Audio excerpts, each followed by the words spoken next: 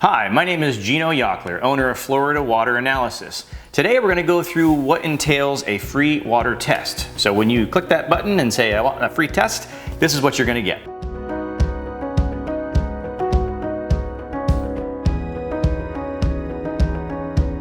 Alright, let's get started with the hardness test. We always like to do the hardness test first. That way we know if the customer might have a water softener and if it's working or not. So we'll add a little purple pill, and then we put 5 drops of the number 5 reagent.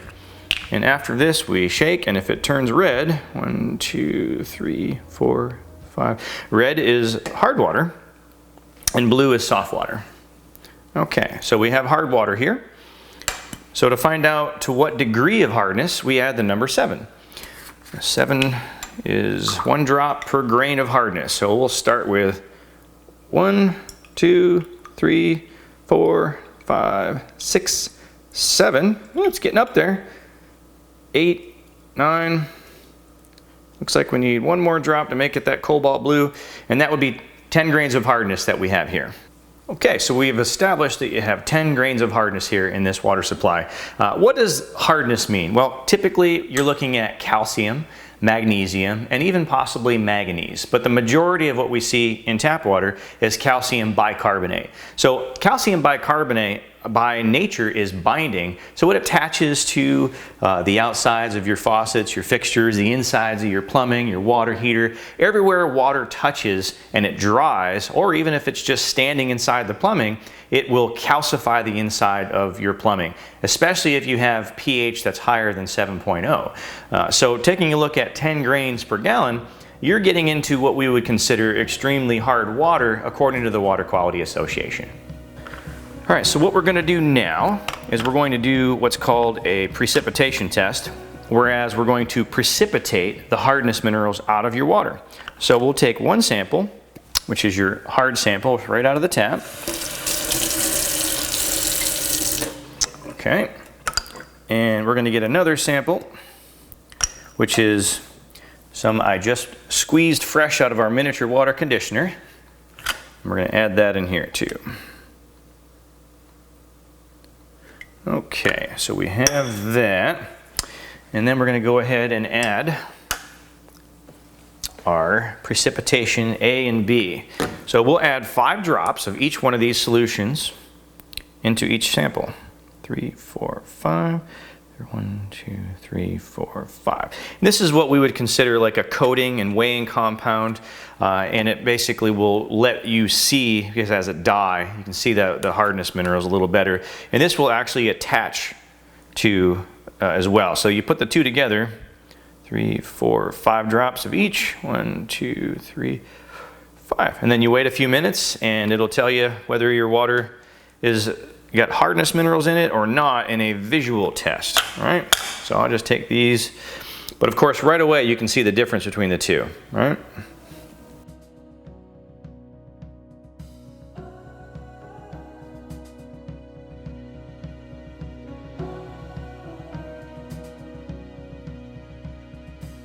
All right, so we're waiting on our precipitation test, and while we do that, we're going to go ahead and do the chlorine test. All right, now chlorine and chloramines, they're both going to use the same solution, but I'll explain the difference right in a little bit after I get done with this test. All right, so a lot of water treatment dealers, they'll actually use a big flask like that because it is easier to see, but it also is a little bit less accurate. It's going to show worse than what it really is. So we're going to show you the difference between using the correct and the incorrect. Okay, so this is what you would use on a pool testing kit, right? And on this side here, you have your chlorine levels, and it says ideal between 2 and 3 for a pool. Of course, ideal for tap water is 0. And then over here, we use our OTO, orthotelidine, either one. So we add 5 drops, 1, 2, 3, 4, 5 to that, and then 1, 2, 3, 4, 5 drops to that. And let's just agitate these a little bit and see where we're at. This is normal municipal water supply. Get my little rubber stopper. All right, so actually, this looks like it's a lot worse than it is, and it is strong, but it's not orange when you do it with the proper testing equipment, okay? So if you look at the number, what it actually reads, I would say you're in the 1.5 range, right? Not quite 2, but this is for a swimming pool, okay? So for drinking water, they do require having chlorine in your tap water coming to your door, but of course it's not required for you to drink this, all right? And I don't recommend it just because I know a lot about the reaction of chlorine and the human body. So there you go, that's your chlorine test. All right, so next we're gonna do the pH test, right? Now if it's less than 7, you're looking at water that's acidic. If it's more than 7, it's what we call basic.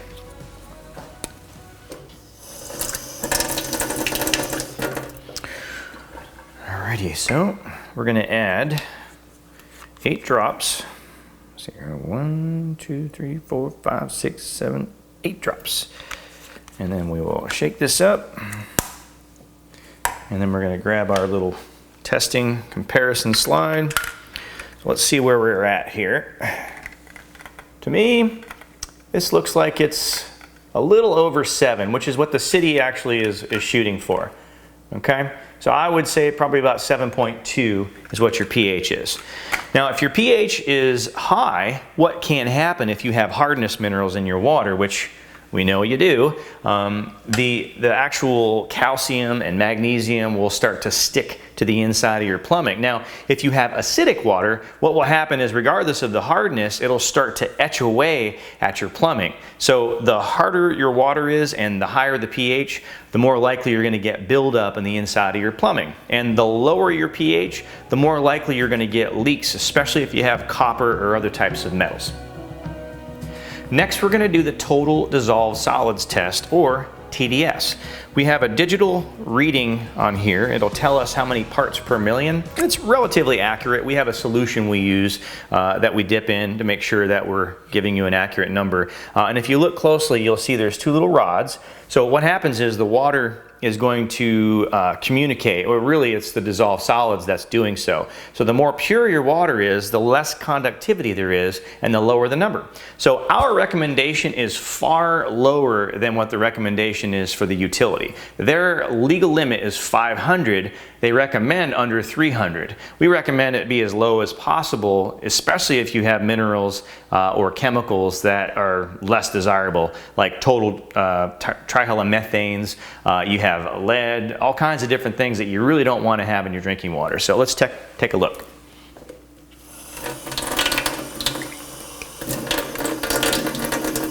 I always do a rinse, make sure I get a accurate reading and I don't have anything left from the last house. And what I'm seeing here is 164 parts per million. Okay, so 164 parts per million is about a little more than half of what their recommendation is, well below the legal limits, but it's quite a bit higher than I'd like to see. And let me show you. This house is equipped with a reverse osmosis purifier. Let's see what that reads.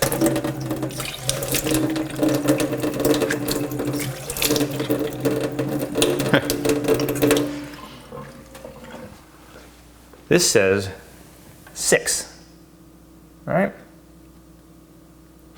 So for me, the lower the number, the better.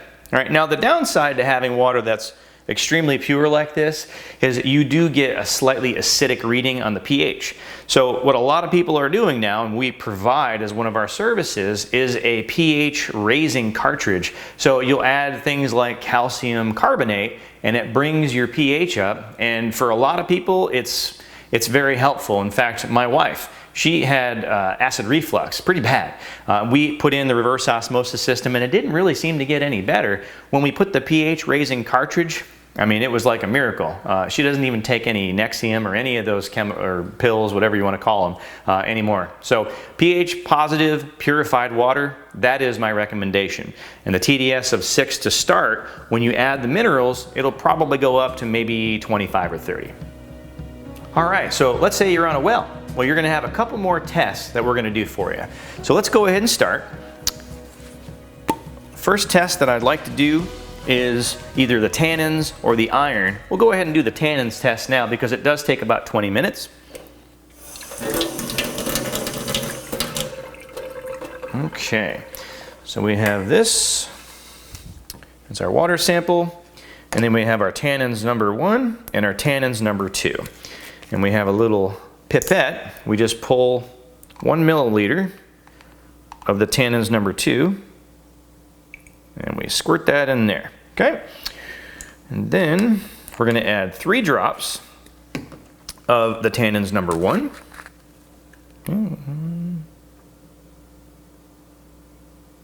3, okay. So we got our 3 drops, and then we're going to agitate. All right, and then we have our little slide, and we'll compare that. Of course, that takes 20 minutes, so we'll set that aside. Okay, so we're going to go ahead and check the tannins test since it has been 20 minutes. And if we get any kind of positive reading, you should see it in this test right here. But that looks pretty clear. So it doesn't look like we have tannins to speak of here in this home, which is a good thing. Now, if you do have tannins in your water and you're on a well, which is typically where you'll find that, we can put in a water softener, which will both take out the hardness minerals, which we talked about, calcium, magnesium, and manganese, and we can put what's called a tannins cap, which is a small amount of tannins resin. It goes on the top of your water softener. So it'll take out, in addition to the hardness minerals, your tannins as well. So you get rid of that brown stain everywhere in your home. Again, if you look in the back of your toilet, you can see so much. If you see brown as opposed to red, that brown is your tannins or your tannic acid. All right, so let's go ahead and do the iron test now.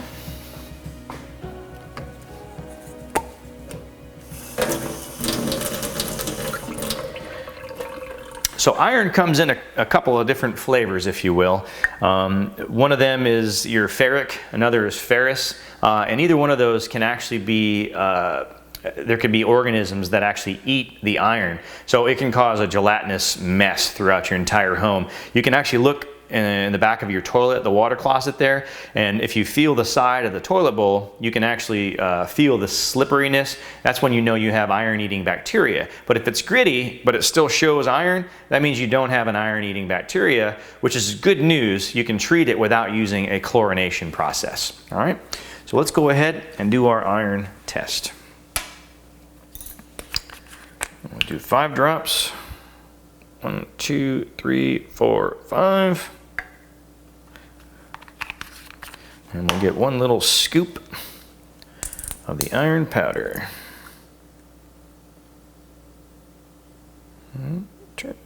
Okay. Alrighty. So if this has iron, it'll turn pink, red, 1 of those degrees. It takes 2 minutes for this, so we'll come back to that. So let's check out that iron test we did. Spend that 2 minute time and see if we have any positive reading for iron. Well, it looks pretty clear, not even a 0.5. So this home does not have iron. Now, if you did have iron, we do have a couple of different solutions. If it's the non-bacterial iron, we have a system called our Cat8. It's very effective at removing up to 8 parts per million of iron and sulfur. Right? Those 2 things can be removed with that. Now, if you have the bacteria, you tested it in the back of the toilet and it's slippery, then we would use chlorination to eliminate any kind of bacteria, sulfur, iron. And if it was really high, meaning maybe over 5 to 10 parts per million of either of those, sometimes we end up having to put 2 holding tanks to settle out all your iron, your sulfur, and to oxidize all those things. And then in the final stage, you'll have an inline carbon filter that filters out all the chlorine, all those things that might be in your water suspended, and it comes out better than city water supply. All right, so let's go ahead and do the sulfur test. This is a fun one. We use a little Alka-Seltzer tablet, and what that does is it creates the effervescence so that we can get this little wafer. If there's any sulfur in your water, it'll turn a color, and then we can compare it. Okay, so we add the little wafer to this, and then we take our Alka-Seltzer,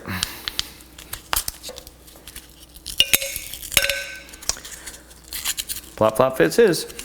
Oh, what a relief.